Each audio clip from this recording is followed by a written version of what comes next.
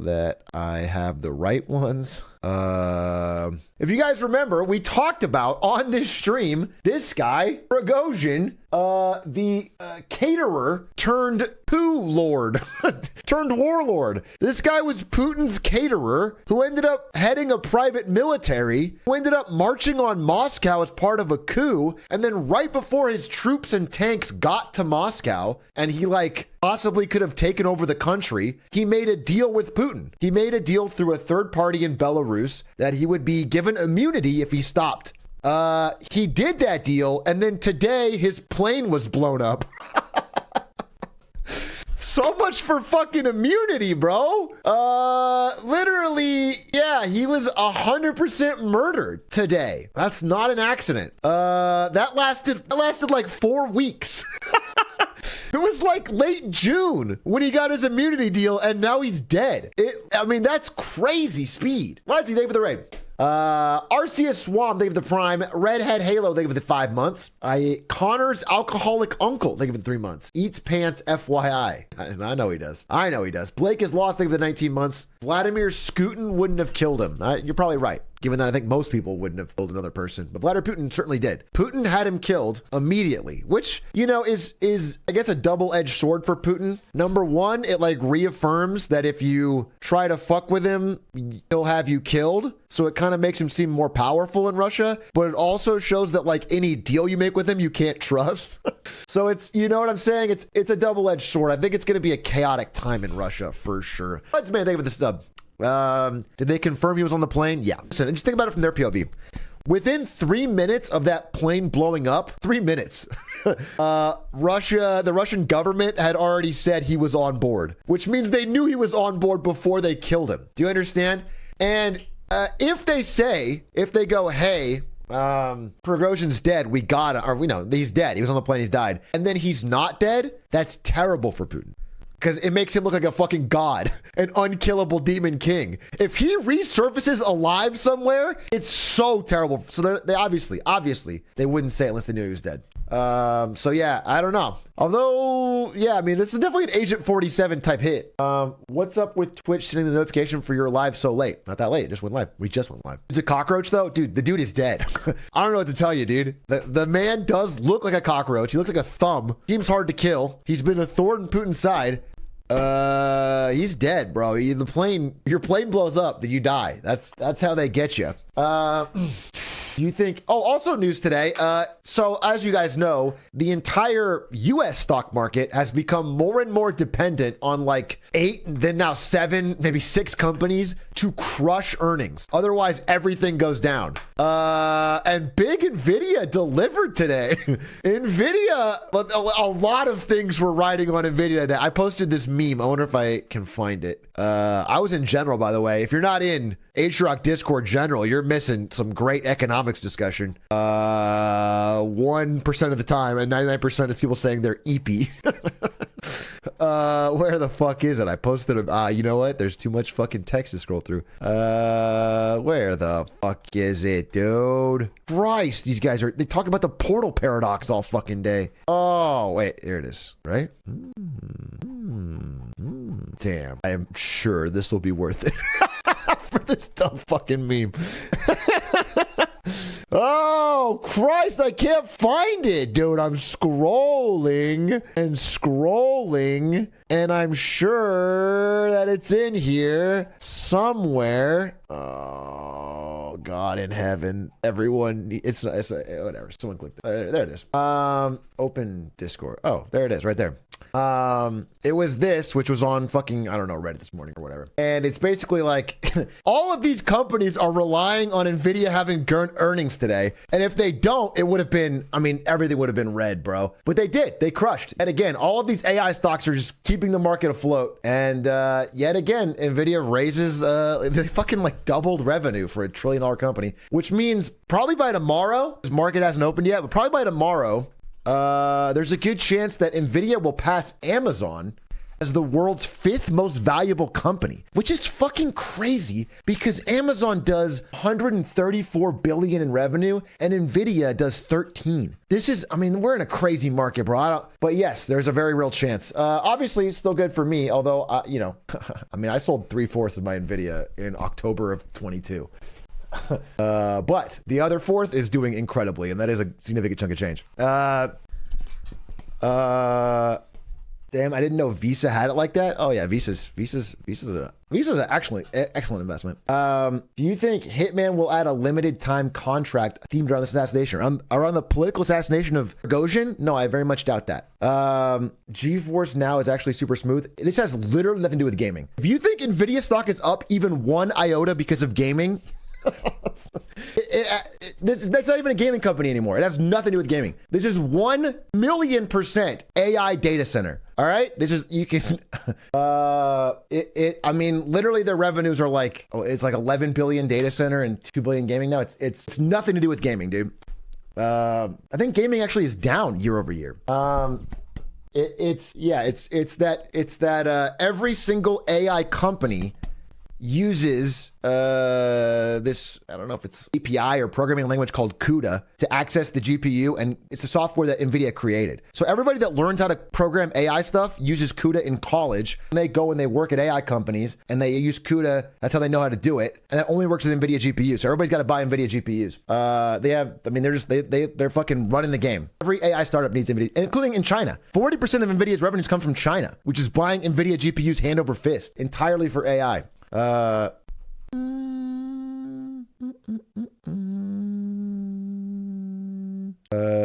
Hey, Big A, I just started investing. Any books you suggest? No, bro, we're talking about China today. AMD and PyTorch are spinning up an alternative. Yeah, there's a lot of alternatives. As an investor, I wouldn't truly bank on them just yet. Thoughts on Rich Dad, Poor Dad? How about thoughts on shutting the fuck up?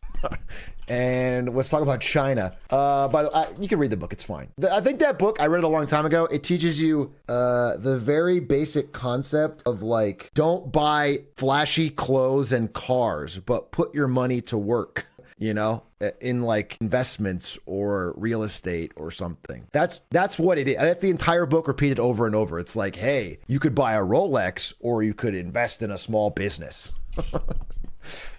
And it's true. I mean, that'll get you there. Don't worry about not paying loans. Your lenders will worry about it. It's a fucking dumb book. Wait, they don't say that. That's a really statement. Unless you're incredibly rich, in which case they would. Is there any news in the professional Discord? Yeah, I had a good conversation there today. Right now it's still invites, but I am going to open it up once we figure out all the settings and stuff. Probably by Monday. You have a business email you check often for stream? No. No, I don't. I used to have Pay the Musician, was the person you could message. I don't have that anymore, so I have no great way. I guess you could Twitter DM me. What's the plan for today? Why don't you read the fucking title, Spaghetti067? What do you think the plan is for today based on this title? Just give me your honest guess. They never learn. I swear to God. It's the most annoying question you can get asked as a streamer, especially when you put it in your title. It's a Jenna Ortega fan pod. How'd you guess? How'd you fucking guess? It is. It's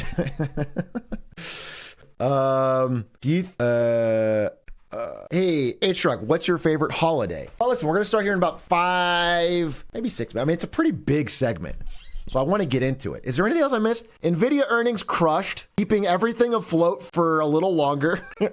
Thank you, NVIDIA, keeping the economy afloat. You know that meme where it's like 3 battering rams at a door and then there's a little Cheeto in the lock and the Cheeto's NVIDIA? I saw that today. That's so accurate. It's the only thing keeping so many things going wrong. Yes, but Prigozhin was killed. Yeah, we talked about that. It was insane. Elon wants Cybertruck tolerances to be 10 microns.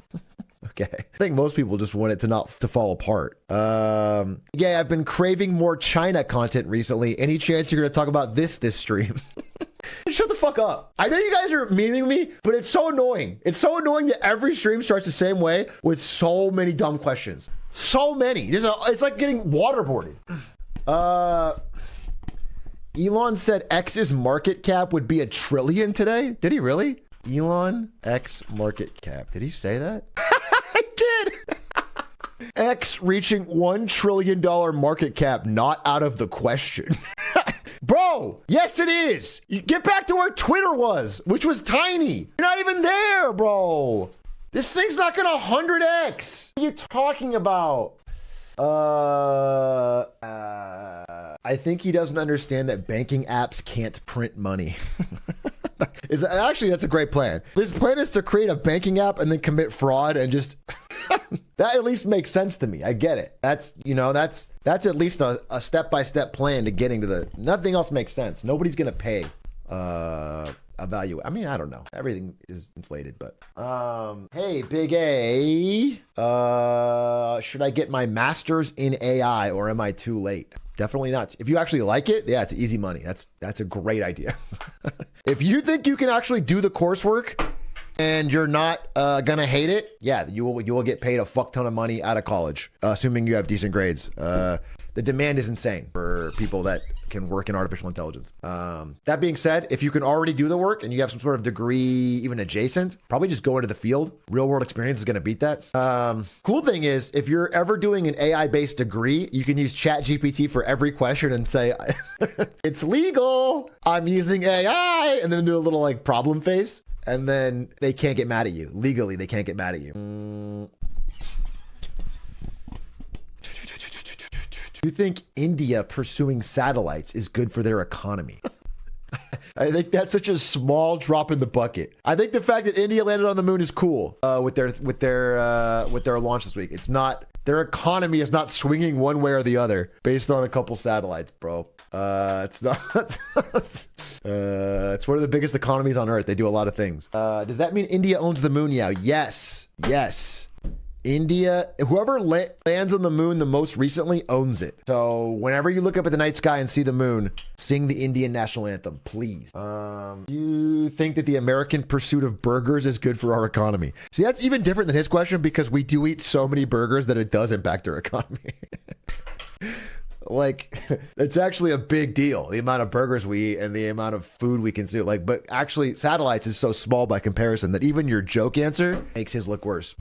Let's all sing it together. Oh, you guys start. I know all the words to all countries' national anthems. Of course I do. But I don't want to. I hate to be the first one to sing. Are you gonna watch the debate? What debate? Wait, not. I'll see a recap. From Warm, thank you for the 5 gifted. Gabe Dabia, thank you for the gifties. ISO Hog, thank you for the 13 months. From Warm, thank you for the tier 1. Thank you for the 8. Joan Light, thank you for the 2 months. You're gonna play Armored Core 6? Probably. I'm a little put off. I'm a little wary about it, but the reviews were good, right? So yeah, probably I will.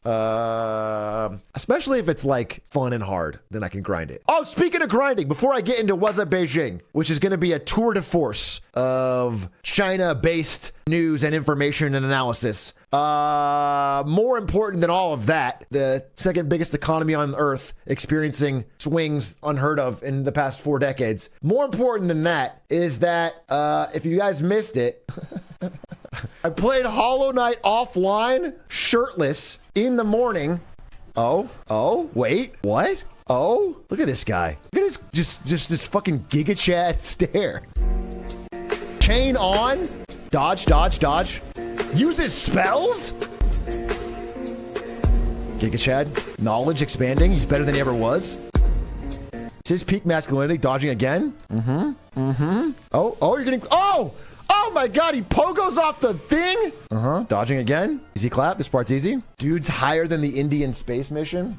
And then phase 2. Look at that focus. A classy phase dodge. Oh, this is, oh my, look at the movement. Look at the movement. Okay, dodge again. Yeah. Oh my God, he used a spell there. Intelligent. And yet, you'll notice he's still sticking to his guns and not using Descending Dark at one point. Just a little ping. No greed. A little ping. Now you got to get up there. This is actually, I found to be the hardest part. This part's so fucking annoying. Okay. Okay. Ah, dodge. Okay. Dodge. Okay. Wait, get your shadow back. Wait, dodge. Ah! Almost chokes it. Which Aatrox's the live one? I'm not touching the keyboard, bro. Look at the focus in my eyes, dude. Look at that fucking focus. I'm so fucking... This is why I love grinding, dude. My brain is off right now. It is 100% dialed in. I have no idea what's going on in the real world. I didn't want to wake Ari up because it was in the morning. Let's go. But most importantly, again, I only showed that to set up this, which is that was yesterday morning, and I posted it on Discord, and it was fun. This morning, is this what I'm thinking of? Clean, finish, real hot. On one extra, kept it dope with a picture. Wait, I'll find it. Whatever. The point is, I did it again. Oh, yeah, here it is. There you go. The point is, I just fucking played it again. We all four all got 1 foot. I swear, man, you niggas is done for. Go! They telling lies, we want the truth. Word to the world, this one? Who coast. They like a tribe leaders in new school. Understand one thing, look, as long as we double you, I don't care. They can keep comparing whoever from past to present. I tell you, it's nowhere near. They cry out for the coast, because when we drop, it's a different tier of lyricism. And all right, skip it, skip it. Doesn't care about fucking, I pull G's, point phrase. Friends, my epitome, never share truth. They compromised, all for the loot. We for the people, and y'all for who? Let's see who they choose, nigga. Coast. It be the RAS, always, all day, on stage, off stage, nowadays, y'all way, sideways, best. Yahweh, God say, I way, don't skip no step, cut no corner, y'all way, shortcut success. Learn niggas wanna violate, yeah. Fly shift. It was my first try. I literally sat down and first tried it. I put on a fucking song. I first tried it. I'm getting nasty, dude. If Silk Song ever comes out, which it won't, but if it did, I'm fucking ready, bro. I'm fucking cracked right now. The shirt was holding you back. Yeah, the problem is I have a shirt on right now. Silk Song's not real. How do you think Chinese economy will affect Clint Stevens' schedule? Let's talk about that after we do What's Up Beijing, because I think there'll be a lot of important things to talk about. Oh, okay. That was it. I wanted to cover those things. I wanted to cover Prigozhin getting assassinated by Putin, Nvidia crushing earnings, keeping the stock market afloat for now, and me crushing 2 absolute radiants on Radiant in a row, back to back, 2 days, shirtless. Moon landing. Oh, the only thing I wanted to say about the moon landing, if you guys don't know, India landed on the moon, not with people, but with a satellite or a probe. And at the same time, Russia had launched their own version, their own probe, and it failed. Like it didn't blow up, but the rover. So it's kind of funny that it's just more symbolic about India's continual rise and Russia's struggles. Yeah, Russia missed and it's just flowing off into space. It didn't crash. I think it just missed and is gone. But I just feel like India's having a moment, dude. India, I mean, they're having a decade. It feels like a cupping decade. Russia's crashed. I'm sorry. I remember that. Either way, Russia's flopped and India's worked. They aim for the stars though. Russia, Russia was the number 2 economy in the world and one of the most powerful nations when I was young. And now it's they're having high profile murders and their satellite programs literally crashing. It wasn't 500 years ago. I'm talking about the 90s, bro. Anyway, ladies and gentlemen, speaking of the 90s, let's get to that very, very soon and talk about an extremely important country, geopolitical affairs, and a show that we can all get behind. Ladies and gentlemen, without further ado, put your hand on your heart and sing along with the Chinese national anthem as we discuss what's going on in Beijing.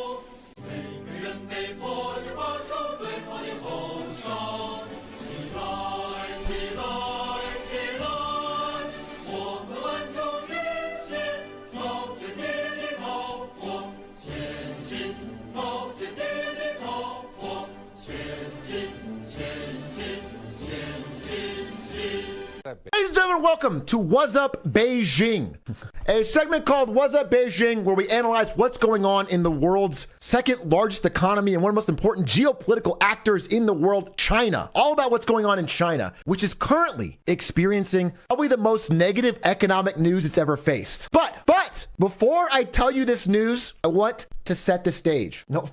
I want to set the stage because there's a couple things you need to know before somebody on the internet says anything negative about China. So let's talk about myself, all right? I was born. I want to tell you why I'm so interested. I want to tell you why I'm so interested, why I do this segment called What's Up Beijing, why I think it's important to talk about, and what you need to say before I begin it, all right? So I am a millennial, aka a Twitch boomer.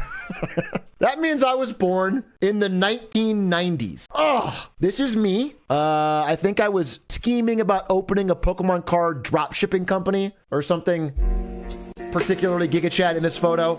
I was obviously starting a business of some sort. But this is me in the 90s, all right? And when I was born in the 1990s, China was not even in the top 10 economies worldwide. In fact, China, in the 1990s, China had a smaller GDP than Canada. I mean, its economy was smaller and less important on a global stage than Canada when I was born and during my lifetime. All right. In the subsequent 20 or so years, between the mid 90s and now, basically my entire life, all right, going to school, going to college, getting a job, every single year of my life as I grew up, China grew immensely at a rate pretty much unheard of in human history. China grew at a massive percent every year until today. They are now second largest economy in the world, knocking on the door of first. Okay. 500 million people during this rapid growth were pulled out of poverty, which is, again, unprecedented in human history. And generally, whatever you think of the government, this is overall generally an incredible thing. Incredible. Okay. So this relatively little economy during my lifetime and some of your lifetimes became a very big and powerful one. And overall good for their citizens. As this happened, though, tension started to rise. As what happens when there's one dominant power, then a rising power, tension started to rise. And people around the world, as jobs went from factories in other countries to China, they started to get a little bit spooked. And so it created something that I started to notice, which I have written for you here, this is my guide to writing a headline about China news outside of China. In China, everything's controlled by state media. You just write something positive. But outside of China, you follow this guide. Here's my guide to writing about China. If you have any bad news to write about China, you use the phrase China struggles blank. If there's anything bad, you say China struggles blank. China struggles to tackle population decline. Oh, there's ads? Dude, fucking kill me. Oh, I hate Twitch. Also Prime.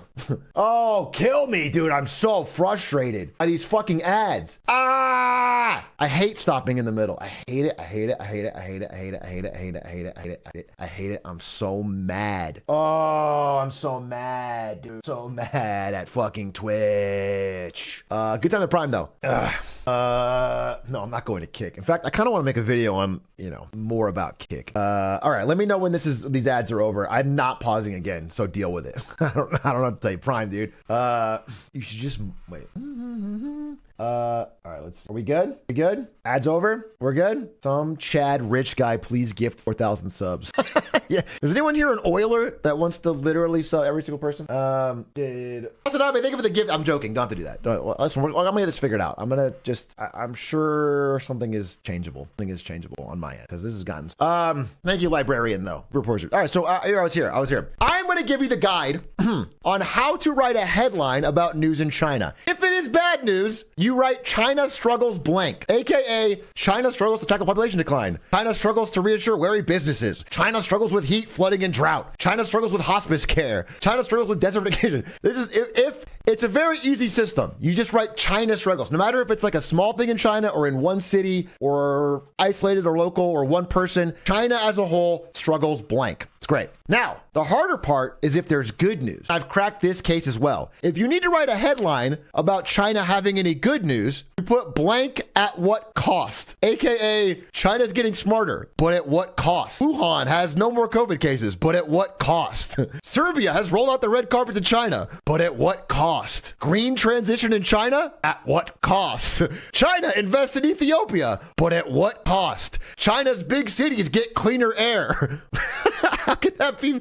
But at what cost? And this one was great. China's curing cancer faster and cheaper than anywhere else, but some worry they may be going too fast.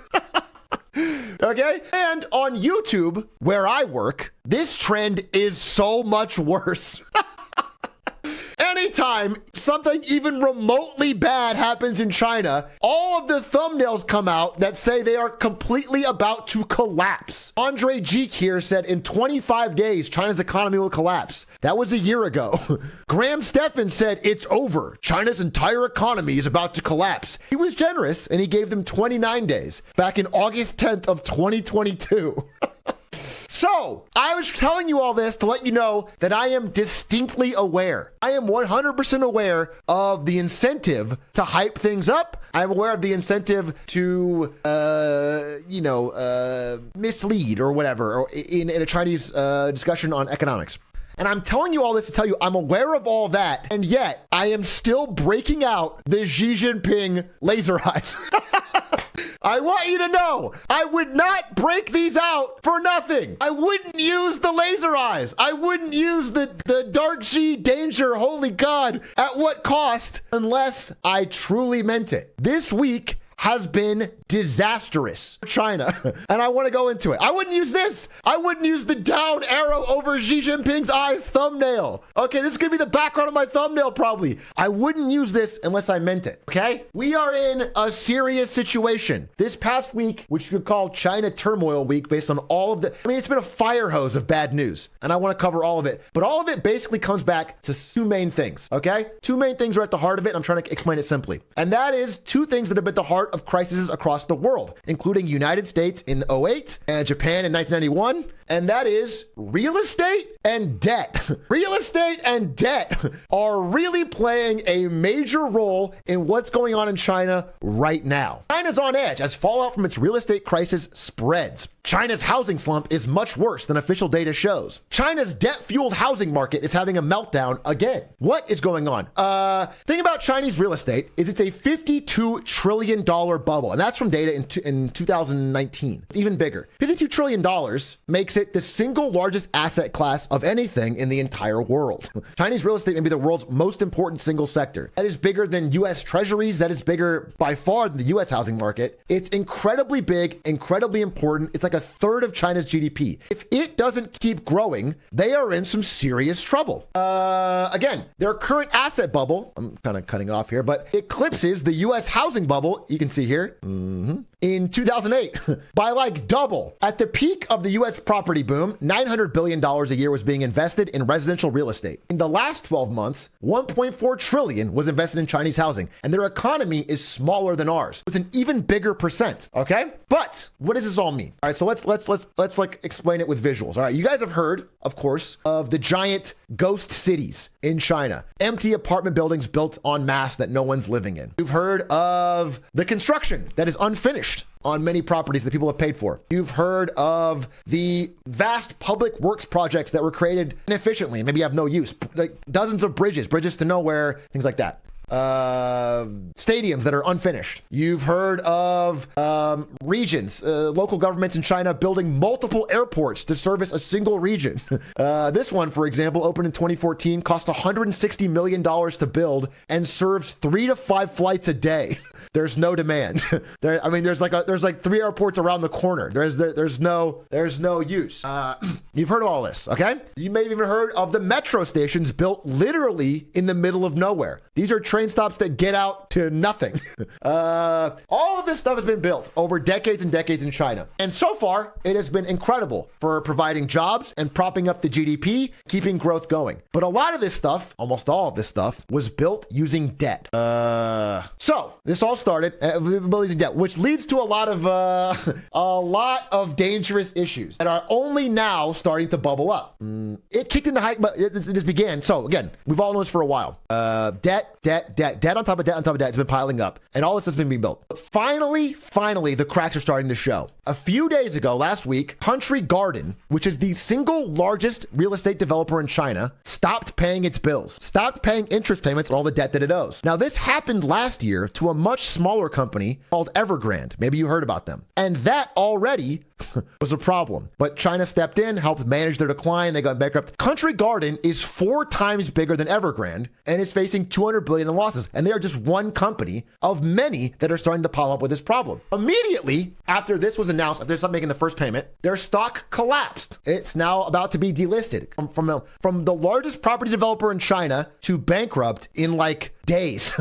Days. It disappeared. Okay. This took this woman, who was the CEO of that company and the richest woman in all of Asia, lost $28.6 billion of her personal fortune. She went from like 30 billion to like 2 billion.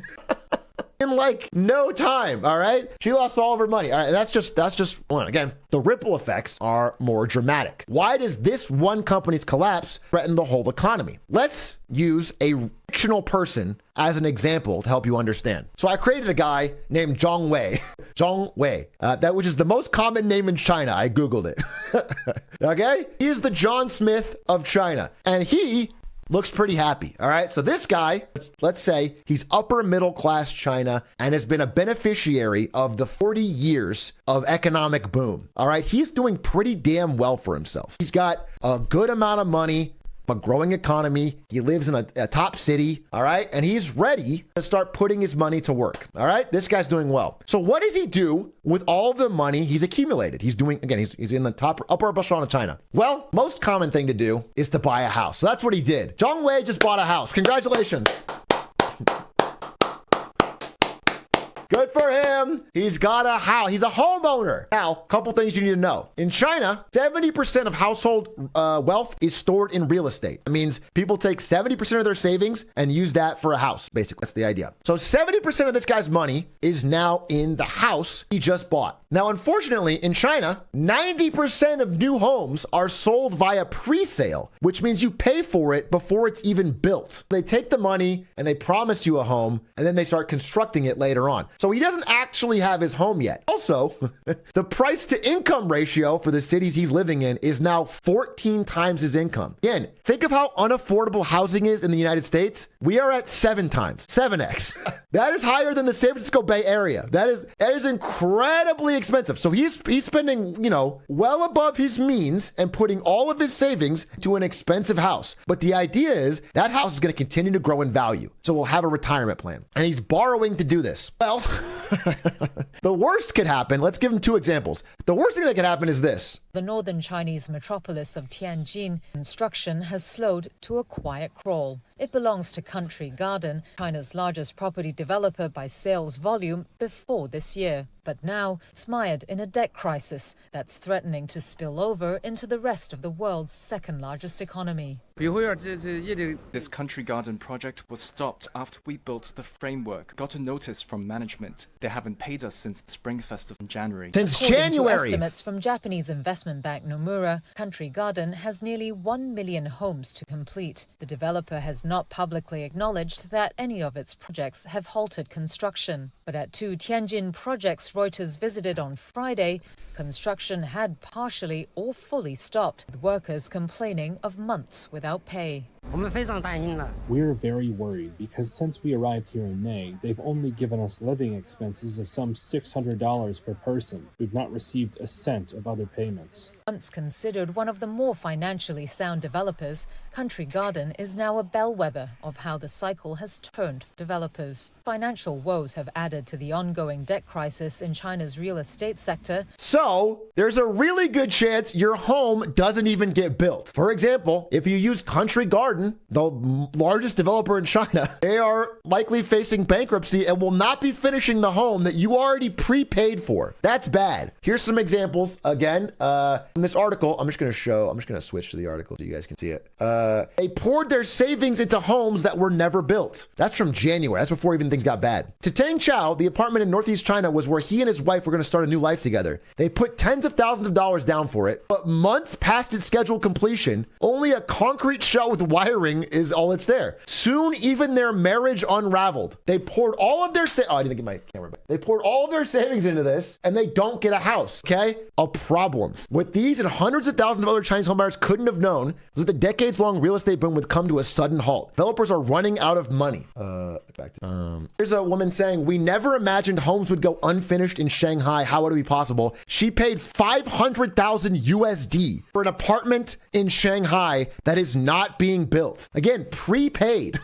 Some of them put money down, some of them prepaid the whole thing, some of them paid half and are paying a mortgage for a home that is not being constructed. They're still paying the debt they borrowed from a bank on a house they're never going to get, which is a real problem, which is causing a lot of people to decide they're going to stop paying their mortgage. A lot of people across the country are just saying, hey, I'm not going to pay for a place that is unfinished or never coming. All right, which makes sense. But they owe the money to the bank, not to the developer. And when they stop paying their mortgages, that causes problems at banks. So not only is Country Garden in trouble, but Chinese banks are in trouble. Now let's go back to this guy. So he has 70% of his wealth in his house. Let's assume he's one of the lucky ones whose place is finished. All right. He paid for an already done place. Now he bought at the peak of the market, unfortunately, but he bought it. What is happening to his wealth, his 70% of his wealth in that house? It's all down. We are seeing alarming home price declines in basically every region in China by well over 10%, like 10, 15, 20%. So if you put 70% of your wealth in a house that you think is going to go up and it drops by a fifth in just, in a year with more gloom to come, that becomes very scary. Suddenly you don't want to invest in a business. Suddenly you don't want to start a family. Suddenly you don't feel as secure. You're not spending. This is all bad for the economy. All right? China's property crisis burns as the middle class is stuck with huge loans. They're cutting spending, postponing marriage, and boycotting their mortgage. Again, most Chinese thought that the housing market was a, quote, sure bet. It was a good place to put all of your money you were making as a way to have money for retirement. It was going to grow in value. And again, America is no stranger to this. We did this in 2007. Everybody thought housing was a sure bet. You put your money into it, it'll always go up. Well, it's not going up. That being said, China's problems extend even further than that. So, on average, Chinese do not invest as much in stock market as other countries. They're less likely to trust it. But let's say he puts 10% of his money in the Hang Seng, the Hong Kong stock market. That's down too. It's into the deepest bear market territory it's been in years, dude. Because of Country Garden stock collapsing and other stocks feeling shady and spending being low, almost every one of these Chinese stocks is down. So if your money's in the stock market, you're losing it there too. More of your household wealth is evaporating. Falling more than 20% from recent high, investors are more pessimistic about China's post-pandemic recovery. All right? Maybe buy the dip. Maybe buy the dip. And then the last 20% of your money, you probably just put in the bank, right? Just at least this part is safe. All right? You have savings. Kept some money as savings and you put it in a bank. The problem is in China, a lot of money is not put in commercial banks, of which there are very few and are tightly regulated by the government, but they are in shadow banks. Now, when you think of shadow banks, you could think of Shadow the Hedgehog stealing the Chaos Emeralds. It actually could count, I guess. It actually could count. Shadow banks are not as shady as the name implies. Basically, a shadow bank is any bank that doesn't take regular deposits, but still does banking activity, like loans, wealth investment vehicles, etc. Now, a lot of them could be shady. For example, payday loans are considered a shadow bank. Lehman Brothers in America was a shadow bank. You couldn't deposit there like Bank of America or Chase, but you could invest there. You could put money with their wealth vehicle. Lehman Brothers was a shadow bank. Bernie Madoff Investment Securities, the largest Ponzi scheme in history, was a shadow bank. And in general, shadow banks were a big part of the crisis of 2007-2008 because they're not regulated very well and they make big loans. So they end up needing to get bailed out because they make huge loans without thinking about it. And then eventually the debt piles up unsustainably and then nobody gets their money back and it chokes the economy. That might be happening because as of a few days after Country Garden went kaput, I'm going to say this wrong, but Zhongrong, one of the largest shadow banks in China, stopped making their payments. And that causes problems because that's like upper middle class to wealthy Chinese who have put their money to work in a bank that's promising them 7 to 8% return a year. And now they're not making any money and they're not talking about how they're going to get their money back. So I looked into it and these shadow banks look a lot like Ponzi schemes to me. They require a certain minimum investment and they promise 7 to 9% yield, well above regular banks. But how do they earn that higher yield? It looks like they do a thing called a cash pool. A cash pool, as far as I can understand, is a nice way of saying a Ponzi scheme, where they take all the money, they put it in a pool, and they use new entrants to repay old entrants. But now that new fundraising is drying up in China, the money is not being returned. And that being the last, where most savings are, anyone that hasn't bought a house or most people that have where their savings are, that is starting to get really scary. And that is where you're starting to see actual protests. This video play? Wait, let me pull this up. Give me 1 second. I'm going to find this video. We got it right here. What do we know about these protests? No, wait. There it is. People want their money back. And again, protests are very rare in the capital city of Beijing, given how strictly locked down it is. But that's how upset people are for their inability to get their money back. And what was the response of the government when people were angry at shadow banks for not paying their money back? Their answer was to send police to break it up and then send police to people at their homes to tell them to not protest anymore. The police started visiting shadow bank protesters at their homes to quash unrest. They got their names, they tracked them down, and they're now telling them to not protest. The state media in China is completely quiet about any trouble at these shadow banks, which again are not paying people back. Again, a good way to think about Zhongrong is like China's Blackstone, which is a gigantic wealth management fund that controls a ton of rich people's assets. All right. So we go back to our main man here, and we notice everything is going badly for him. Okay, his house down in value. His bank deposits gone. His stock market money down in value. This is a tough situation. And this guy in this situation is not going to spend the money you need to keep an economy growing. And China is desperately trying to change that. The consumers are understandably, quote, gloomy. Okay, they do not want to spend money. They're desperately holding on to whatever money they have. And if you look at the China Consumer Confidence Index, it has been continually falling until March 2023, where they stopped publishing it. They just straight up stopped, which implies that the next data point was going to be pretty bad. It's always a good sign when you stop publishing it. So what is our guy to do? I guess he could keep all of his money in cash, not invest in anything, and keep all of his money in cash. Except at the exact same time, China's currency is experiencing a big devaluation. China's currency is at the lowest point it's been since in over 15, 16 years. And you'll notice ever since Xi Jinping took office right at the peak, it has basically been trending down. So even if you hold your money in cash, it's worth less and less as time goes by. So, and it's something to slow its currency slump. And all of this would maybe be okay. Maybe it's something you could ride out. Maybe it's a temporarily debt bubble. You could maybe print some money, figure it out. That's over a while, and eventually things bounce back. The problem is China doesn't have time because for the first time in 6 decades, their population has started to fall, and it will never go back to where it was. Again, they have peaked. They peaked in 2022. Now, every year, there are fewer Chinese people, which means if you already have too many houses and too many apartments, next year, there's even more too many because there's less people. Do you understand?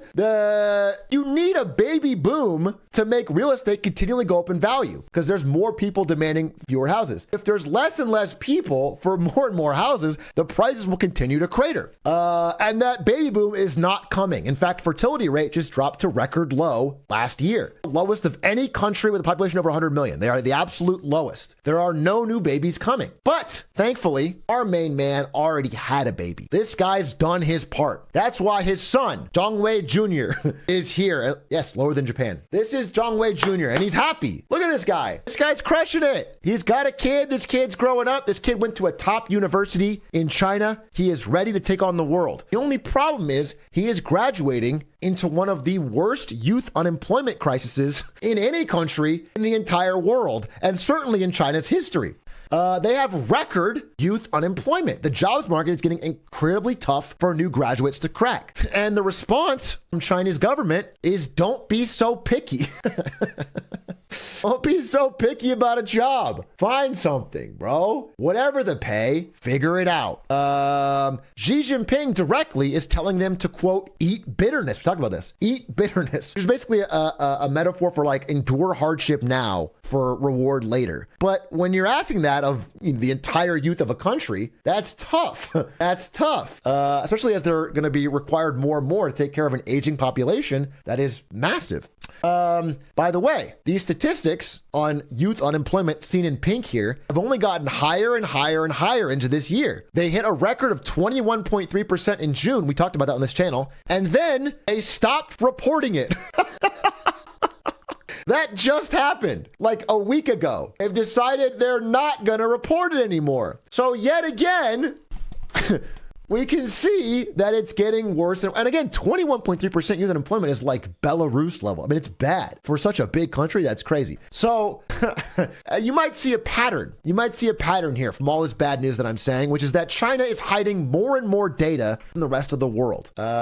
Youth jobless rate, consumer confidence, basically anything that would look bad, they are just, at first people thought they were massaging the numbers. Now they're just outright hiding them. And I want to talk about why all of this bad news in China is particularly hard for them to get out of. Because again, the economy of the country still has many bright spots. But ideally, in this situation, you'd want to grow through this problem, ideally with some kind of foreign direct investment. Problem is, I want to give a theory as to why China has been having these problems extra bad lately. And it starts with this man. So I try on this show to take complex economic concepts and find a simple way to say them that maybe will stick in your brain. So I've come up with one. I came up with it in bed last night, actually, when I was falling asleep. So I'm going to try and say it in a few words. All right, here they are. Here's my theory on why things are getting so much worse recently. Xi Jinping is scaring the hoes. If you take away one thing from all of this, Xi Jinping is overall globally scaring the hoes. So let's take a flashback here to the 1970s when China first started opening up after Chairman Mao Zedong, Great Famine, terrible times for China. There was this guy on the right, Deng Xiaoping. Now, this guy's not a hero. This guy's not, again, whatever. I'm not overly praising him, but I want to say he's probably the best leader China's ever had. And if you are a citizen of a country, you want a leader like this because he's a pragmatist. He had a famous quote where he said, "It doesn't matter if a cat is black or white as long as it catches mice," which basically meant we're not going to be so ideologically driven like Mao was. We're going to do things that work. Whatever works, we're going to do it. That was his great quote. And it worked, okay? Instead of worrying about whether things were like 100% aligned with the ideals, they just opened the economy in certain places. They allowed people to start businesses and shit started to grow. Again, this is the famous picture of Coca-Cola finally reaching China, thanks to Deng Xiaoping. And they started to see incredible growth and incredible foreign direct investment. Other countries were investing in China. They were putting their money into China, seeing the potential. He also said, observe calmly, secure our position, cope with affairs calmly, hide our capacities, and bide our time. Maintain a low profile. His plan was for China to get very rich in silence, to not piss anybody off and just get stronger and stronger and stronger. And it was an excellent plan. For Chinese citizens, this was crushing. The country was growing and growing and nobody even really noticed. They were growing and growing and growing and getting bigger and more powerful and nobody noticed. And then, right around the time GTA 5 came out, this Chad took power. Then Xi Jinping said the shirt's coming off, dude. Everybody needs to know. He has been in power for the exact length of one GTA 5 game, and he has changed everything. Suddenly, the quiet part was out the window. And he wanted everybody to know not just how great China was, but how great he was. A huge part of Xi Jinping's rule has been enforcing how great he is particularly. They have literally Xi Jinping thought school for kids as young as 10 that some parents are labeling disgusting. I mean, it's like a personality cult. You have to learn his exact writings in school. He's taught to be amazing and infallible. All the things that feel more like a North Korea style country and not the world's second largest economy. And he has been incredibly repressive in cracking down on any dissent and any bad news out of China. This article was great. When tragedy strikes in China, the government cracks down on grief. Which basically showed, for example, when a roof caved in a gymnasium where a coach and 10 middle school girls died, the government never released their names and deleted social media posts sharing their names and tributes. Literally just any bad news is hidden. The Great Firewall has never been more oppressive than under Xi Jinping's regime. Dozens or hundreds died in severe flooding last week. All of that has completely been censored. And all of this has a chilling effect on how the rest of the world sees China. Even if it works within China, it has a chilling effect on how the rest of the world sees China. So let me go back to this. As recently as like 8 hours ago, there was this news story of a man who fled China by jet ski all the way to South Korea. This happened 8 hours ago. I wanted to include it because it was funny. This guy jet skied out of China over to Korea to escape. What was his crime? What was he jailed for that he was then escaping and trying to get out of? It turns out his only crime was he wore this shirt called Xi, comparing Xi to Hitler. Okay? He served an 18-month prison sentence for this shirt.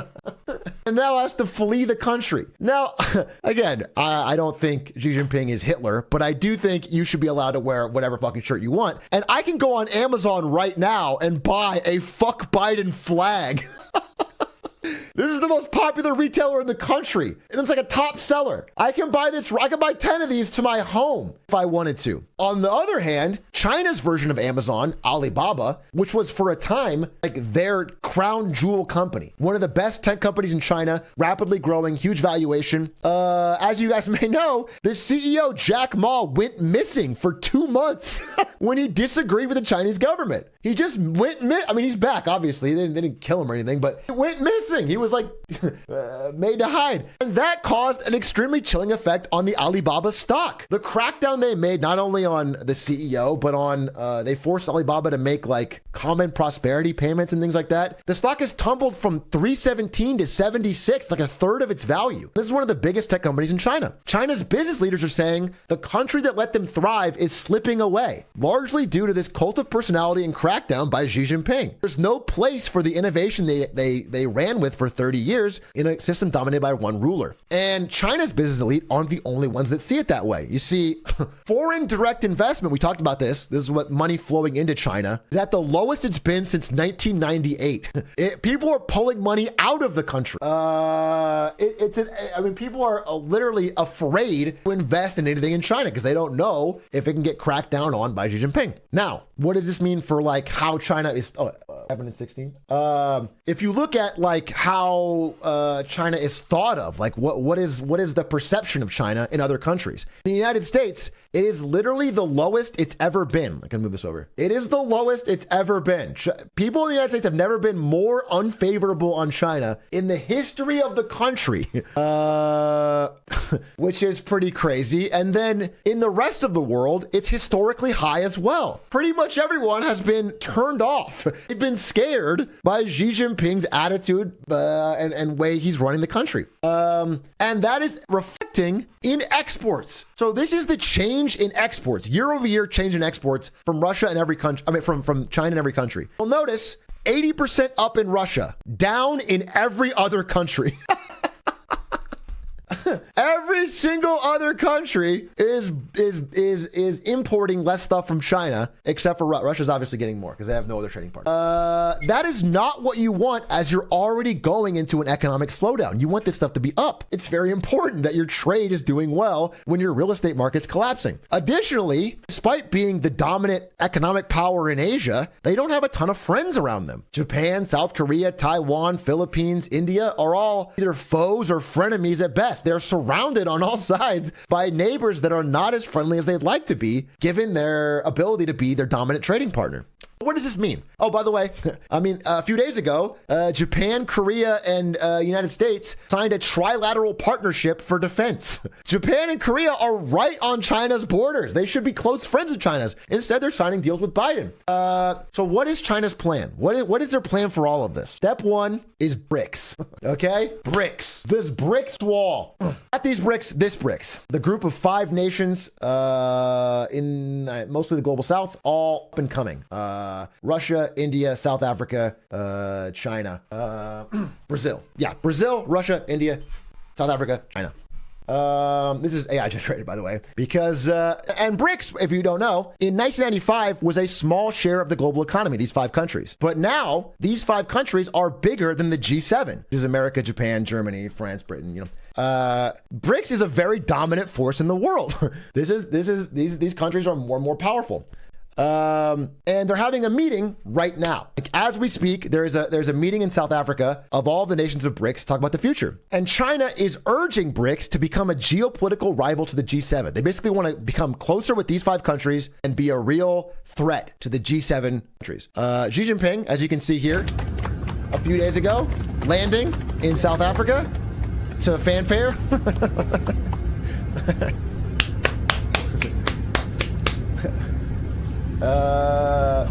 Attempting to begin talking about making BRICS stronger. The problem is, it doesn't really look like this in reality. This is this is a fiction. In reality, Vladimir Putin can't even attend because he's wanted for international war crimes. So he had to teleconference in. Xi Jinping, despite being scheduled to speak, decided not to at the last second. I don't know why. So had a deputy speak for him. I actually don't know why. I'm interested in understanding more. And their calls for accelerated BRICS expansion were kind of shot down, at least today. Again, I was reading today. This could all change. But the idea was to add a bunch more countries to BRICS, which they may do, but a lot of roadblocks were put up today by India and Brazil, who have both been trying to get a little bit cozier with the West lately. Specifically, Biden called Lula last week. They were talking before this event. Next week, Biden's flying to India to meet with Modi. In fact, in July, Modi and Biden raised a toast to everlasting friendship. So clearly, at the very least, India, which is by far the most important member of BRICS other than China. Like China really needs India more than anyone else. India is the belle of the ball right now, dude. India's playing both sides and coming out on top. Everybody wants to be friends with India. And US and India have signed a defense and tech deal this year. So clearly they are not trying to be part of an alliance against the G7. They actually spoke out against it. So Biden said India is the most important country in the world to him. Obviously, I'm assuming other than the United States, which he's the president of. But clearly this is important. So, the BRICS plan, if it does play out, will take a lot longer and be more unsteady than I think China needs. So what is going to happen? Is China going to collapse in 29 days? The answer is no. No. Hell no. There's no shot. Okay? There's still a very powerful economy. There are still many good things going on in China. Specifically, despite blockades, they're creating many more homegrown chips, tasty microchips than ever before. They've been growing that industry. And electric vehicles, China is dominating the market. China is becoming the #1 car exporter in the world. They just passed Germany and are on track to pass Japan.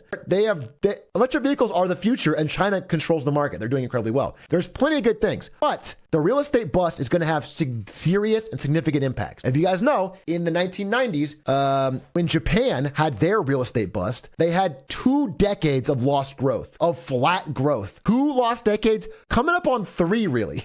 China's real estate bubble is much bigger than that, and they aren't already rich the way Japan was. They're facing some seriously tough years ahead. And, when you think about it, a country that has extremely high youth unemployment, a bunch of young, mostly male men that can't find a job and aren't optimistic about the future, has often in history led to military action. Either those people get mad at the government or the government sends them to get mad at somebody else. Mostly male men, I'm sorry.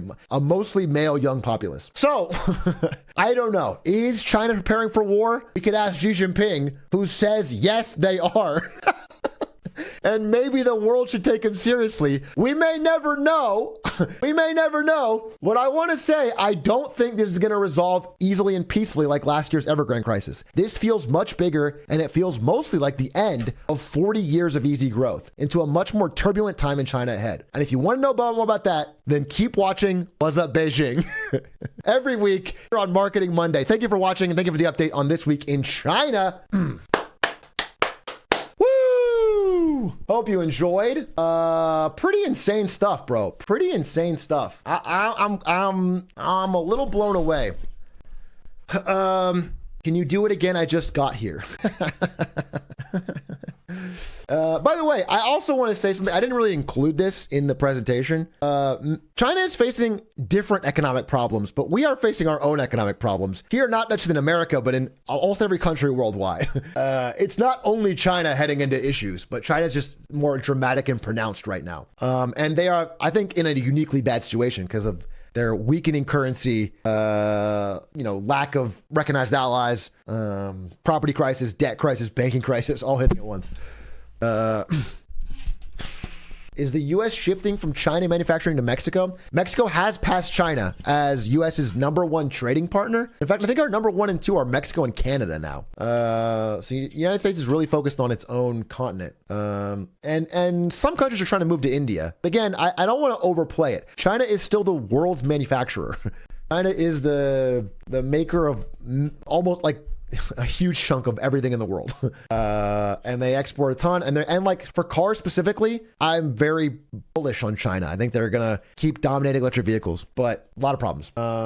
Is there anything that could change the leadership of China? No, the problem is that Xi Jinping is kind of like dictator for life, bro. He is surrounded by supporters in all levels of the government and is in the beginning of a new 5-year term, which nobody ever takes usually. He took a third 5-year term, and I don't think anything's stopping him from a fourth. I mean, I will say, like, his popularity has to go down as this continues because he had 2 things he wanted to hang his hat on. One was the economy, which was great when he started and has gotten worse. And 2 was like his handling of COVID, which again was considered great when he started because they had the lockdowns, but they lasted so long, people hated him. So like, there's a lot of things that are people turning on him for. I wouldn't call him a dictator, but I would say he is the sole face of power in China. Did you see the GOP debate? No, this GOP debate doesn't matter, bro. So wasteful. Nobody is going to vote for any of those candidates. What's the point? Literally, what's the point? It's like you have to be a fucking politics wonk to care. Trump is the only candidate that's viable for the GOP right now, and he's not at the debate. So it's like I could watch fucking 15 random people debate, and it would be the same effect. Could more immigration theoretically solve the problem? I guess. Yeah, I mean, it would help any country to have more immigration as their population declines. The Chinese EV car market translates to other Western countries, though, because they're cheap, slow, and affordable, which doesn't work in America. Now, I think you have an outdated view on it. I think China makes the best EVs. They have the best manufacturers of it. They're literally selling in all countries. They're selling in Europe. America doesn't buy them because America's obviously not going to buy Chinese cars. Like Europe is buying a ton of Chinese cars. Japan's buying Chinese cars. They're selling Chinese cars all over. They're doing really well. I mean, they're crushing. The BYD Blade batteries. I mean, they have excellent battery technology. They're doing really well. Their cars are a huge winning point for them. And if they pass Japan, that's going to be crazy. What if the NFL comes to China? Will that save them? Yeah, that would do it. American having outdated views on China is a fact. Yeah, 100%. America still thinks China can only make cheap stuff. They can't. They've moved to the value chain a lot. Thing is, when you put all of the factories in one country and people build all the stuff, they get better at building the stuff than people used to be in the other countries. China's ahead of the game on batteries. They're ahead of the game on a lot of things, dude. The only thing is semiconductors, which are made in Taiwan. That's a big contention point. LeBron going to China would make China's GDP #1. I am not 100% sure of that, but you have to try it. Did you see NVIDIA earnings today? I talked about it already. It's amazing. It's good for me, obviously. What are your thoughts on semiconductor industry? My thoughts are it's very, very important, and it's all concentrated in one small country that is right next to China that wants to start a war with it. So if anything would ever trigger World War III, it's the fact that Taiwan, a small island that China thinks they own, has all of the global microchips. That's what I think. I think that's the most interesting thing about the world right now is everything balances on the head of this tiny little island. Why doesn't Taiwan just move? You see India-China relations improving? I think China would love that. I think everybody wants to improve relations with India. India's the belle of the ball, dude. India's like, they're just a huge economy that hasn't allied with anybody yet. They haven't like picked a side. And they're neighbors with China. And they're growing. And they have great demographics. They have tons of young people. They're going to have like 30 years of growth. India's in a great spot, bro.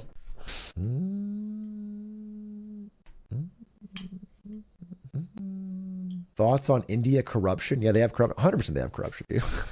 Well, I mean, they have an extreme amount of, every country has corruption, including the country that I'm in. But India has it pretty bad. Again, it's almost like you can't fight demographics, dude. I'm just saying, I would take the over. I would bet over that things were going to look up for India 5-10 years from now. I think it's going to keep getting better. I think they just have a lot of things on their side, and they are more likely to receive investment globally than China is, because China has a lot of dangers. I wanted to show you guys something, dude. It was crazy. I didn't get to include this. Wait.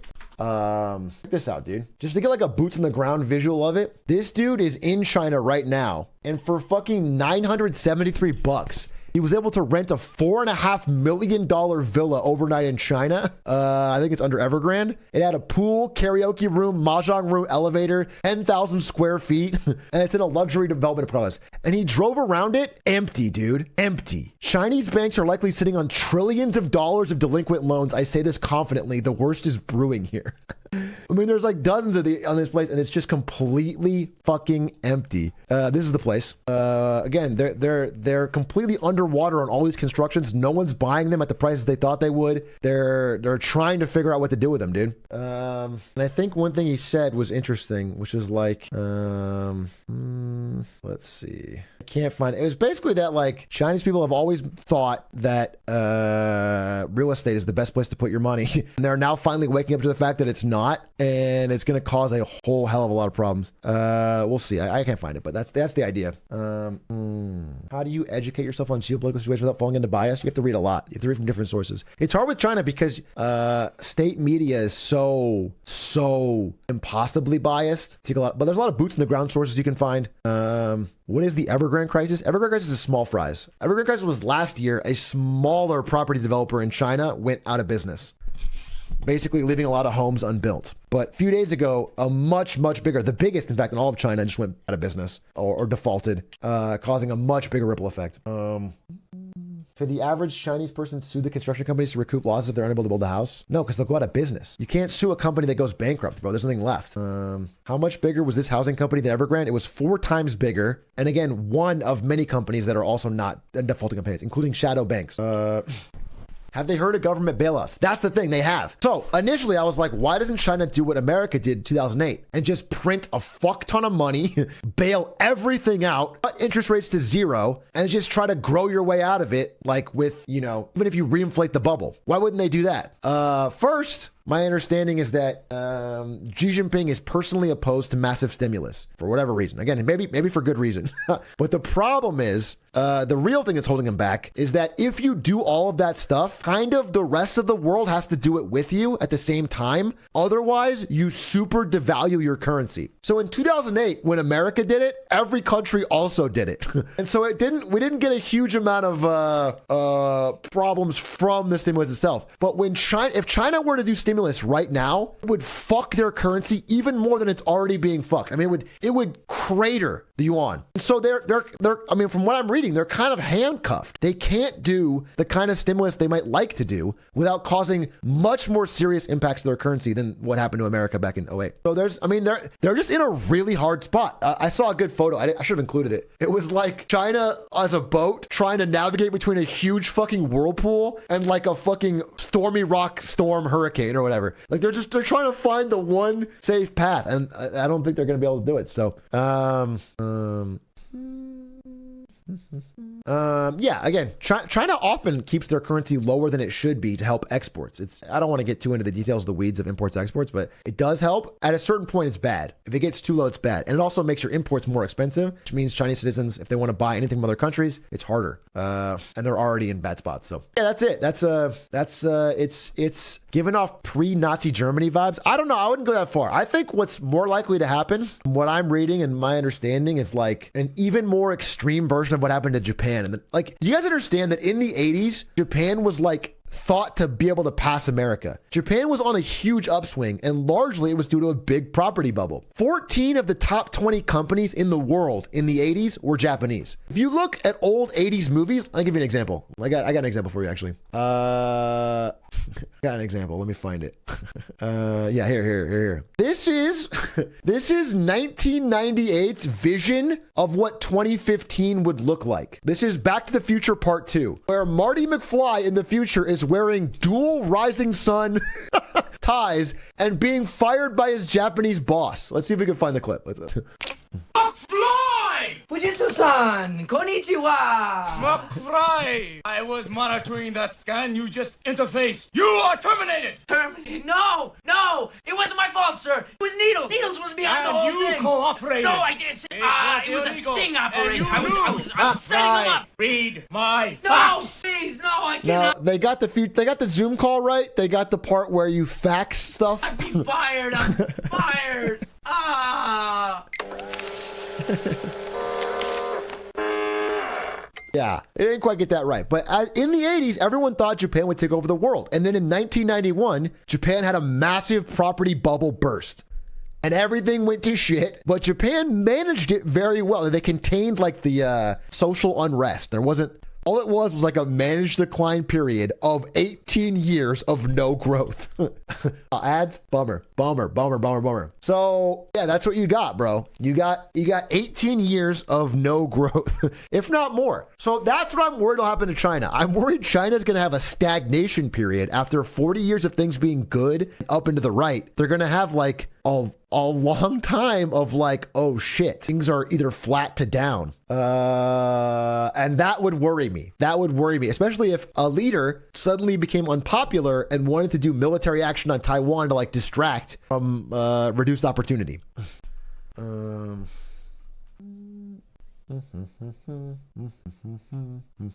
I read that article. Why does the U.S. have more debt than everyone else? They don't. The U.S. has a lot. I mean, in raw value debt, yes, they do, but it's usually by debt to GDP. U.S. has a lot of debt. U.S. has a fuck ton of debt. Japan's debt is worse. Japan has a higher debt to GDP. And then China, their national government has less debt to GDP, but their local governments are incredibly indebted. So I didn't really talk about this because I was already so long. But like, think of like the Chinese version of Florida, okay? China has states, right? They have their own local governments. They have been building all of these, trying to find an example here.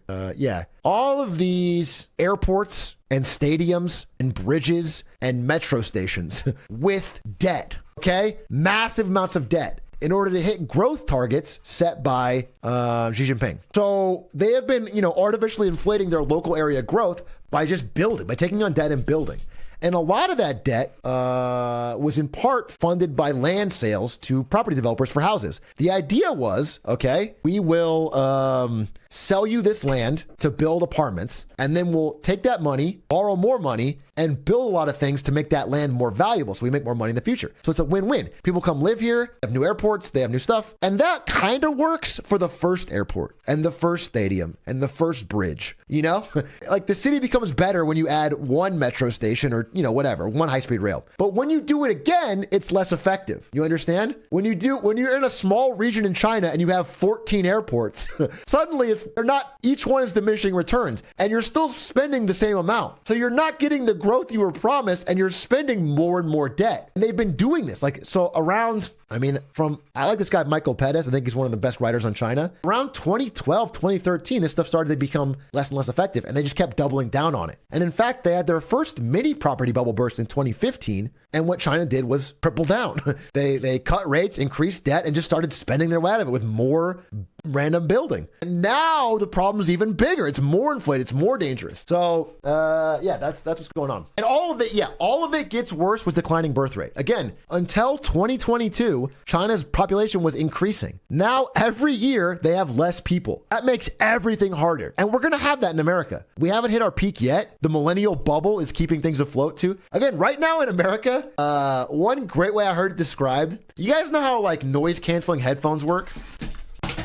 Oh shit. Do you know how they work? They take the ambient sound and create a 180-degree opposite sound, and that cancels it out. They do the exact inverse of what is being heard around you. We kind of have that in America right now, where we have leftover huge stimulus money and this big boom of millennials, which is hitting their prime spending age right now, counterbalancing debt problems and rising interest rates from the government. It's like, we're kind of getting a Goldilocks. I think it's going to end badly, but right now it's like they're kind of canceling each other out and we're not seeing the collapse that you might expect.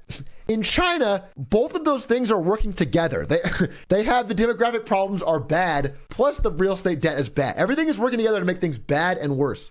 So, well, I think we will get to our own reckoning. China's experiencing it now, and it's bad. Doesn't immigration help America, or doesn't it help China? Yeah, yes, again, America's demographic problem isn't as bad as other countries because we have immigration, but we're doing like everything we can to stop it and choke it off, which is bad. And we're still having a declining birth rate, so we're still gonna have problems. Like, it's not, Social Security is not gonna be funded, bro. When Zoomers are old, you're not getting your Social Security payment, dude. There's just no way.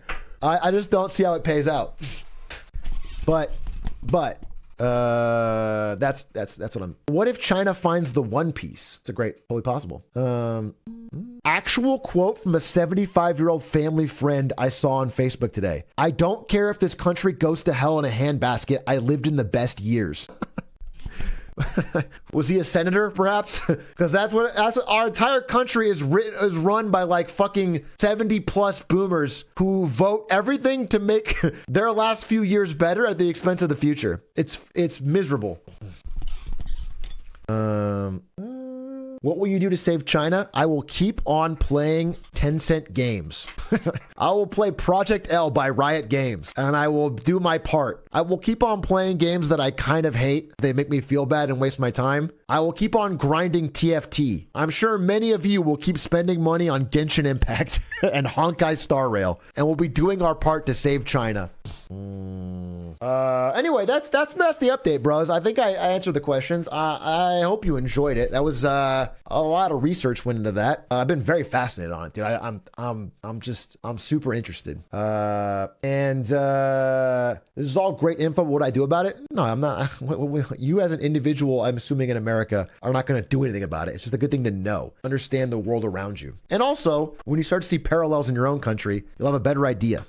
Battle report time. I got one from Dr. Battle coming on Monday. Dr. Battle will be doing another battle report on Monday. Hopefully a better one. Are you speculating the entire world will run in a few years? No. Bro, that's also why I don't believe in collapse or anything. Do you guys understand that, like, you could have written a similar story about the United States in the peaks of 1929's Great Depression. What happened to the United States? Did it collapse? No, it had many bad years, and then it grew out of it. Like, it's possible. The problem is the U.S. had good demographics back then. Now China has bad demographics. The point is, I'm just saying, you could have made a thing about the United States in 2008. Did the United States collapse in 2008? No, it had bad years. Japan collapsed in 1981? No, it had bad years. All I'm saying is, I think people almost subtly want everything to collapse. I see this from Zoomers a lot, where they're like, they almost secretly low-key wanted to get even worse. They wanted to they want to be Mad Max style, bro. And unfortunately, I think more like it's going to be a slow, flat to down grind, which is actually scarier almost. As we deal with a giant debt hangover, 20 years of overspending. I'm not a big doomer, and I see bright spots everywhere, but I also am a realist on the fact that we just got a big debt problem. Not only in China, but globally, but especially in China. China's got a real debt problem. Let's see. You know the name of the song? Which song? This one? I'm still high, real hot. Kept it dope without a pill pop. Bill Cobb, steady climbing to the hilltop. Tip top, did it. God's Plan. God's Plan by Drake. That's what it is. God's Plan. Goes hard too. Goes fucking hard. All right. What do we do with the remaining time? I could watch a show. Is there any other news? We could watch some. I mean, I'm interested in talking about more news right now. I might watch a house, but I have a little bit of time for that. It's only 9:14. I guess everyone was talking about this fucking debate. Was there anything funny from the debate? We could make fun of the debate, but I'm just uninterested. I'm honestly been so uninterested in, like, a lot of U.S. politics lately. It just feels completely irrelevant. Like, they just talk back and forth. Nothing happens. Nothing changes. The election's probably going to be Trump-Biden. It all feels like a complete waste of time. And no one's talking about real shit. It feels like it's all fucking, like, I don't know, trans bathrooms or something. It's completely. I'm bored of it. I don't care, bro. I saw the Prigozhin stuff. That was crazy, bro. Trump mugshot tomorrow. Sheesh. Is he really getting arrested tomorrow? It's gonna be crazy if the dude is running from jail. It's gonna be. The coup was the briefing he get. What coup? Coup in Russia? The guy died. They killed him today. The coup in Niger. Not Nigeria, Niger. Different countries, bro. No, I don't know anything about it, really. I just know it's a change of power. I don't know what it means. I heard, my understanding is that the old government of Niger was more friendly to Western interests, and the new one isn't. So I guess it's net bad for, like, getting oil out of them for the U.S. government, I guess. I don't know. I have no idea if the new person's... Did you see Carlson versus Prague? Yeah, it was boring. It was a snoozer. It was like it was a draw. Spoiler. It was like a boring draw. Fast, boring draw. Magnus had food poisoning. All right, fine. Fine, I give him a pass. I'll give Magnus a pass. Okay? We truly live in an age of wonders. I'll give him a pass I'll be a hero for that. He played while sick and then he drew. I'd like to see a cool game. I think either way it'll be a cool finale, but I'm a huge Magnus stan, so I hope he wins. Half the candidates said climate change was a hoax. Good. I'm glad we're well on our way to dealing with it. Only half, that's progress. None of them are going to win anyway. Oh, I did see this. This was really funny. This shit was gas. DeSantis as Homelander was like uncanny.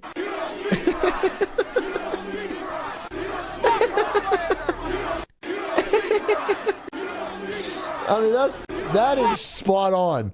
He is melting down. It is funny that Trump is like, getting indicted like 14 times a week and crushing DeSantis in the polls. All he has to do is fucking Truth Social out once a week and say DeSantis is a dirty dog or something. And his poll numbers, and like, that's all he has to do. It's crazy. Like, DeSantis is trying so hard. He raised all this money. He's going across the countries and none of it works. He's just completely getting owned. Oh, wait. I did everything right and they indicted me. I'm glad I have that button. It's been very useful this week. Extremely useful. Do you think we'll ever see more than a two-party system in the U.S.? I'm hopeful. It's possible. It's like, here's why my theory. I'm not saying anytime soon. I'm just saying, here's my theory. And I'm not saying it'll be a good third party either. It'll probably be the Mr. Beast party. Here's my theory. For a lot of things that have been static in the US for a long time, I'm going to give you an example.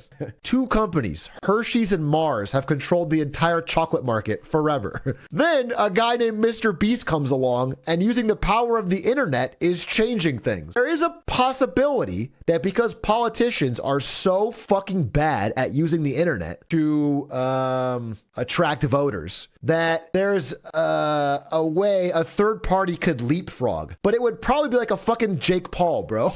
It's going to be someone with a huge online audience that can get around the traditional ways that the GOP and the DNC have controlled access. And so I think it's a non-zero chance that there's a fucking Mr. Beast type, like the next Mr. Beast or whatever, has such a big online platform they can use that to... It's happened in other countries. I think Brazil had some YouTubers run for president, or not president, but elected office and win. But I think it's legit. I think it's possible.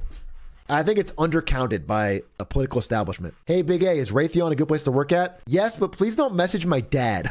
My dad told me 7 different people, most of them young, have messaged him after watching him get drunk on my stream. They message him on the internal Slack and they say, hey, are you H-Dog's dad? I saw you do 14 shots or whatever. It's insane. He's getting it. He's literally getting it regularly. He got more internal Raytheon Slacks than he got emails when he leaked his email. More Raytheon employees contacted him than regular people. So if you join, just leave my dad out of it, bro. Shrek, your chair is so loud. It is kind of squeak town, huh? This chair is so squeaky. I don't know. I don't know what to do with it. I don't want to get a new chair because it's kind of expensive. Have you seen the Lockheed Martin streetwear brand? I'm going to buy it right now. Lockheed Martin streetwear? That's insane. Should probably save this and make it a wins and fail. This is really funny. Garms dealer. What the fuck is this? A Korean apparel company licensed the Lockheed Martin brand to sell clothing in Korea. Part of a larger fashion trend in Korea where random Western brands like CNN or Kodak just take any random Western brand and throw it on a clothing.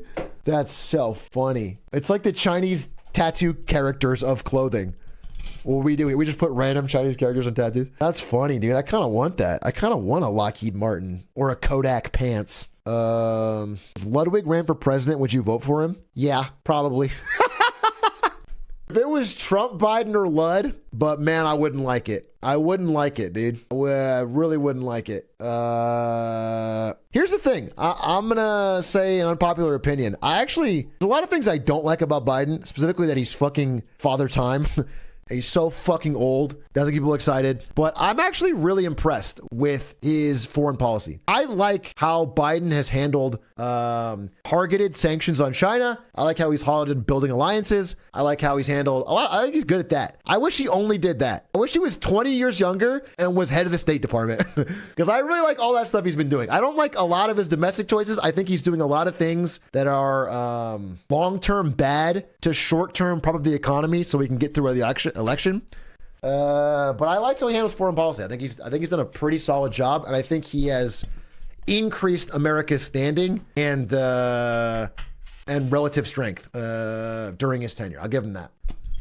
Biden's domestic policy is insanely good. I just disagree. I think there's some things I like about it. I think he's improved on antitrust, and I'm not overall negative. I just there's things, the more I've read, that I don't like. Biden was not bad. He's a mid-president. Yeah, I think it could be so much better.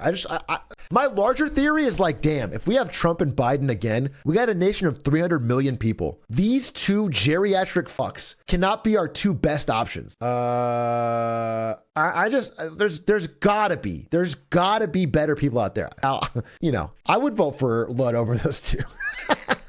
Because I think he would know enough to hire the right people. But I would prefer just the leader that is like, I mean, it's funny. You know what's crazy? People give Bill Clinton a lot of shit for many reasons, mostly being a dog. But he was the last time we had a balanced budget. And when Bill Clinton was elected, was like 20 plus years ago, Bill Clinton is younger than both Trump and Biden now. Trump and Biden now are older than Bill Clinton.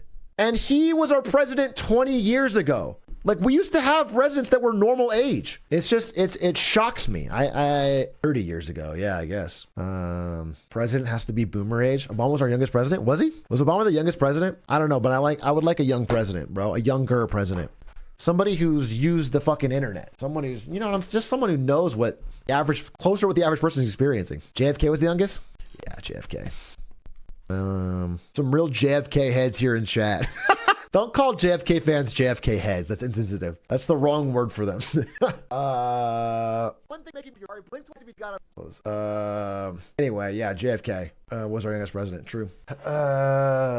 Give me any dude who just finished doom queuing Valorant for 5 hours and shove him into volatile foreign policy. I just want all presidents of the world to be mid-level Valorant grinders, and so they can queue up together and share their frustrations. Philosopher kings. How long do you think till we get a millennial president? That's a good question. I don't know. When will we get a millennial president? Well, most millennials aren't 35 yet. The average millennial, I think, is 31, 32. So 3 more years till we get like the average millennials old enough. And then pretty soon millennials will be the largest voting bloc. Pretty soon enough boomers will have died that the huge glut of millennials will now control voting. That's when we're going to start voting everything good for ourselves like the boomers did. We're gonna start voting Harry Potter sorting hats into every fucking school, dude.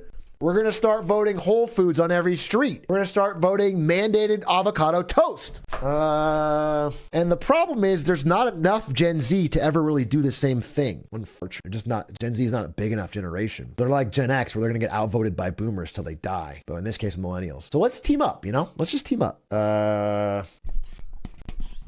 Who will be the first president addicted to TikTok? That's a more dangerous one. I wonder who will be the first Skibbity Toilet president. You know what I'm saying? Who was the first elected official that grew up watching Skibbity Toilet? That's what I want to know. Aaron Trump.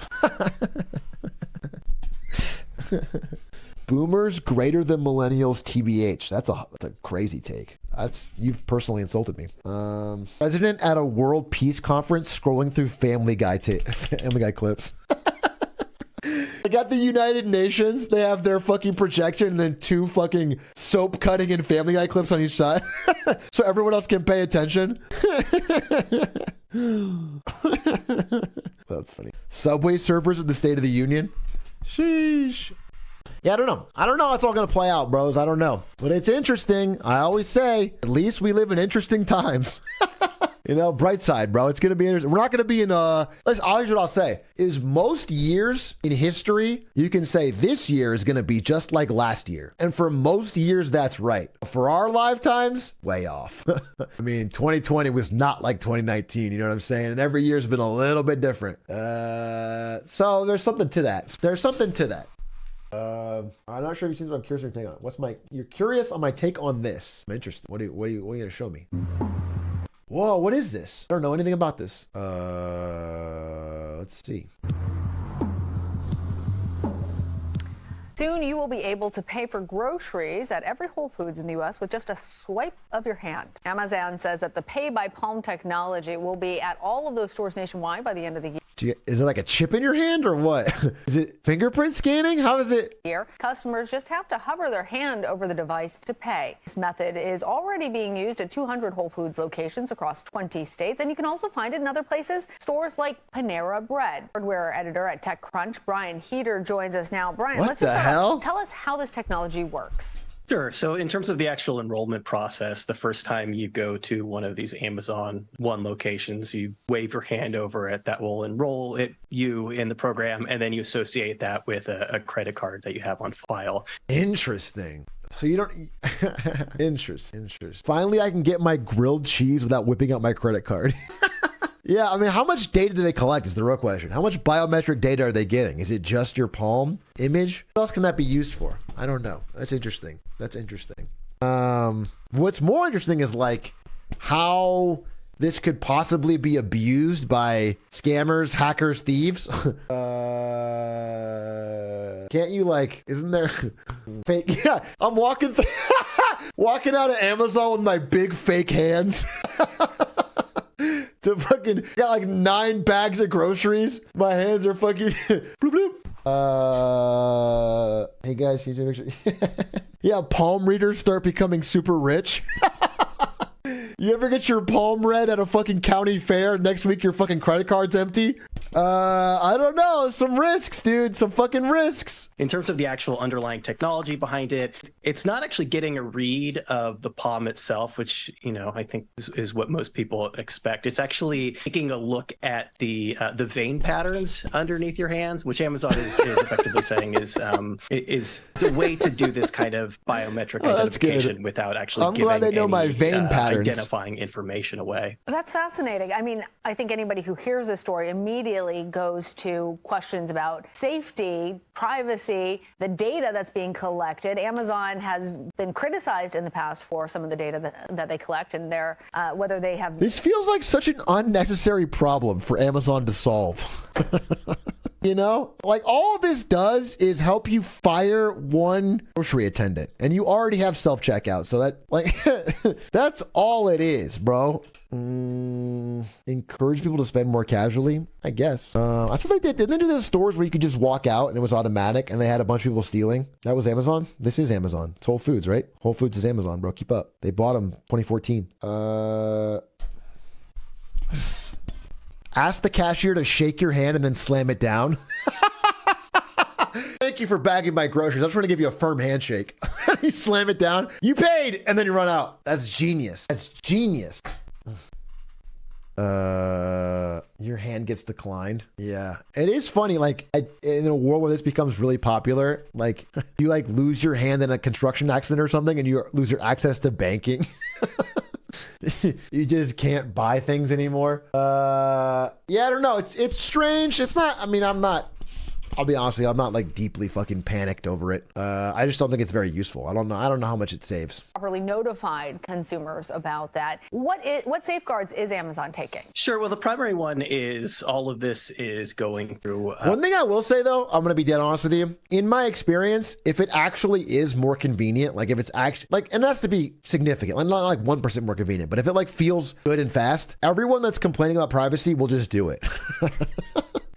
I have never seen people consistently stick by their guns regarding privacy or anything. If they like it, they do it.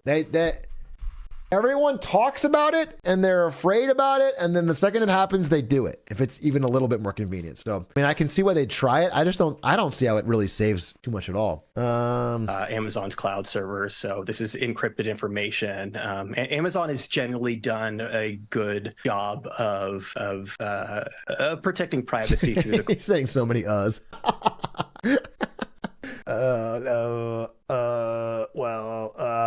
Out itself. Generally, I think one of the sort of bigger concerns around this specifically is that unlike the biometric data that you're giving on your phone, for example, that's stored locally on the device itself, but this is going up into the cloud. So like theoretically, somebody could potentially grab that data, but it's intensely difficult. Theoretically, maybe, possibly, somebody could get a handle on all of the hand scans and then use that to drain your account. Super unlikely. That's why I don't like it right there. I can say why. Because you can't ever change your hand. Here's the thing. I lose my credit card all the fucking time. I lose my wallet pretty regularly. So I constantly have to get a new card. But it's fine. I cancel the old card and I get a new one. And no one can use the old card to steal from me. But if somebody ever gets their hand on my biometric hand scan and they find a way to fucking use that at a scanner, which they say is impossible, but if they find a way, then I'm fucked forever. I can never use the hand again. I'm not going to chop my fucking hand off. Bro, you got a left. Just shift my veins around again and do it again. It's impossible because everyone's veins are completely different. What I'm saying is if they found a way to get your hand scan from the cloud and then use that to trick the scanner, clone it on a phone or something and use that, then you'd be fucked forever. You'd be fucked. You would be fucked. You'd have no... You can't get another hand. You have to cancel it forever. And then, so it feels like it's like a best case scenario situation, but a worst case, really annoying. They're on camera in stores. Bro, if you think having cameras in stores has stopped shoplifting or theft, you're insane. What did Otto say? User automated. Otto said, it probably only works on normal sized hands. Don't worry, Atrioc. Really? Wall of I can'ts. Lamau, got him, can't breathe, VIP +2. Very, very obvious and basic hands joke. I'm dead. Auto 1, Atrioc 0. Actually owned. Give him your stream key. VIP him. Glizzy hands, I can't. Okay. Normal hands though. Normal hands. Ladies and gentlemen, on that wonderful note from Otto, how about we take a break and watch House MD, huh? I'm still high, real hot. Kept it dope without a pill pop. Bill cars, steady climbing to the hilltop. Tip top, did it all off of a TikTok. Yeah, last time I checked, I still did it on my own. Stay independent for you to get what I'm getting. It will probably take a village. Just give me a minute, turn a snippet to a hit, and now they all want a percentage, but I'm only paying visits. Big dog, hit 'em with thick thumbs and a quick draw. Pit boss, if they ain't playing, they getting kicked off. Jigsaw, I got 'em puzzled, got 'em a bit lost. It's a feeding frenzy, I put the beat in a pig trough. Got it on lock. Shark Tank? No, I wouldn't Shark Tank tomorrow because, or another time, maybe even Monday. Shark Tank requires me, I think, to talk a lot more because I want to make a video about it. But House, I can never do that. So I can just sit back and enjoy it, which I want to do because I talked for a long time on the China thing. Ladies and gentlemen, I'm going to get some snackies and drinkies. So we're going to watch season 3, episode 18, Airborne. A violent illness is spreading on a flight. It's fucking COVID, dude. It's the COVID episode. Holy shit. They predicted COVID in 2007. Airborne. Please go get your snacks and your drinks and enjoy a little bit of House MD with me, PogChamp. No. I'm still high, real hot. Kept it dope without a pill pop. Bill cars, steady climbing to the hilltop. Tip top, did it all off of a TikTok.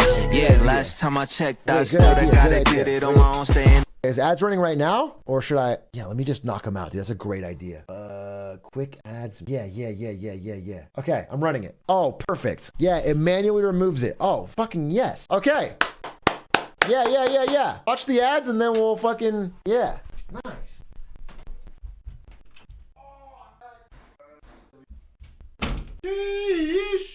Sheesh.